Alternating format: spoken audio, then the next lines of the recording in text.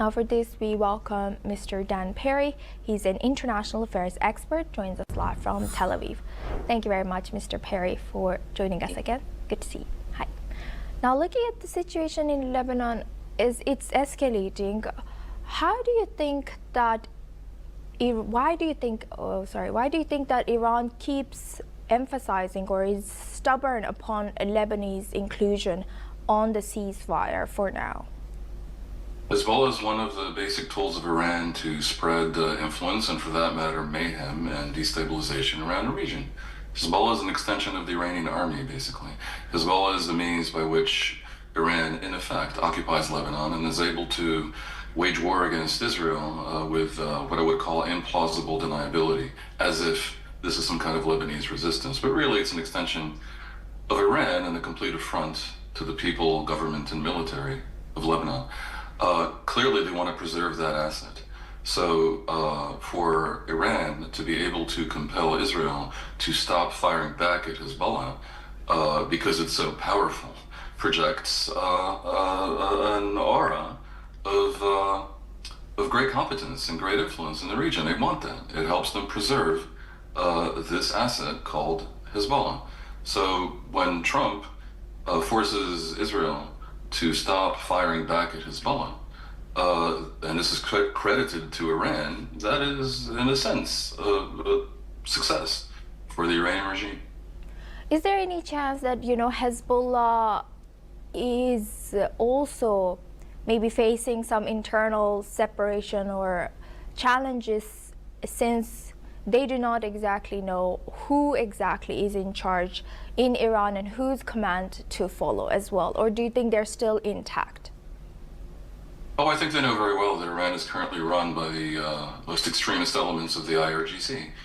Iran underwent a quiet military coup that put paid to the illusion that the clerics are somehow in charge. Clerics can be in charge when they have widespread popular legitimacy of a truly religiously fanatical population. It's not the case in Iran. The clerics were always a facade. As for the elected politicians, like poor Pezeshkian, the so-called president, they were not elected in real elections. They were basically always puppets, and that fiction has been removed as well. So it's the IRGC that controls Iran, and that basically is dealing with the Americans in this negotiation, and that is giving orders to Hezbollah. The pressures they face is from the fact that the Lebanese population, by and large, has woken up to the fact that Hezbollah is a catastrophe for Lebanon. And how do you see Israel and U.S. disagreement or disalignment between them about the Lebanon situation? And can Israel afford this to go as far as, where Israel maybe continues on its own fighting without U.S. support?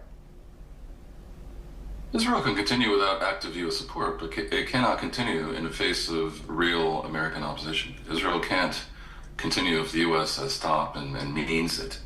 I don't think the U.S. necessarily cares what happens in Lebanon unless it scuttles the higher priority negotiations with Iran. It's very clear and quite embarrassing that because of the spectacular error Trump committed in entering war without having a coherent plan for the inevitable blocking of the Strait of Hormuz, and I supported the war in the beginning because I assumed there was a plan. Removing the regime, crushing the regime is absolutely justified and highly necessary. But they needed a plan for Hormuz. When it emerged that they had none, essentially, that put Trump in an impossible position where, with the World Cup coming, with public opinion turning against him, with even the Republicans, who normally have no spine whatsoever, finally somewhat slightly rebelling, and the midterms coming, well, he needs an exit ramp on Iran. And if Lebanon really gets in the way of that, then he's going to really care. Other than that, he doesn't actually care.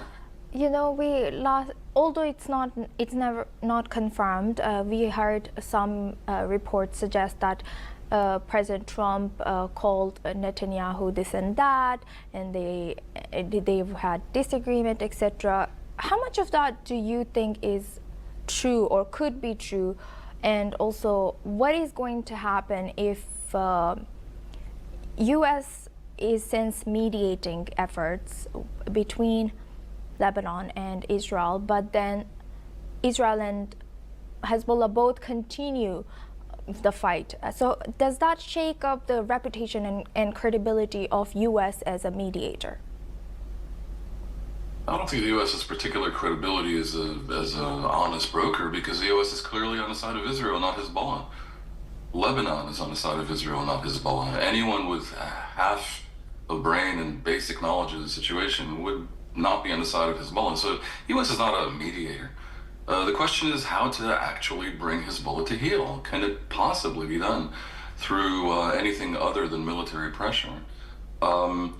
Yeah, I think the call is real. I think Trump leaked it because he wanted to humiliate Netanyahu. This happened on a day when Iran credibly said it was walking away from talks and going to start re-bombarding America's allies in the Persian Gulf because of Lebanon. And for Trump, the Iran arena is a far higher priority than Lebanon. I would also say for Israel, I fail to see what they gain from continued lawn mowing, which is what they call the ebb and flow of tactical actions. For example, the threat against Tyre. Okay, sure, Hezbollah is violating the ceasefire. They must have some operatives in neighborhoods in Tyre. One of Israel's great assets gained in the past several years is, as I alluded before, the understanding of the majority of the Lebanese people, almost everyone outside the Shiite community, which is about 40% of Lebanon, and from which Hezbollah stems, that they need to be rid of Hezbollah if they're going to have a sovereign country that is not run by an Iranian-backed militia. Israel risks that incredible asset, and it risks the support of the government of Lebanon, which it currently has, through the highly pragmatic and reasonable and moderate President Joseph Aoun and the government under Nawaf Salam. They risk this with action in Lebanon that harms civilians. So I think this is a case of diminishing returns. We have, however, between Trump and Netanyahu, a clear divergence in that Trump, for political reasons, needs the wars to end. And Netanyahu faces elections in October, probably, which he will lose badly unless something happens. So wars are something, and Netanyahu may therefore be somehow incentivized to continue trying somehow to achieve some spectacular victories somehow. The collapse of Hezbollah, the collapse of the Iranian regime, whatever it might be, because absent that, he will almost with certainty lose the election. Thank you very much for that deep insight, Mr. Perry.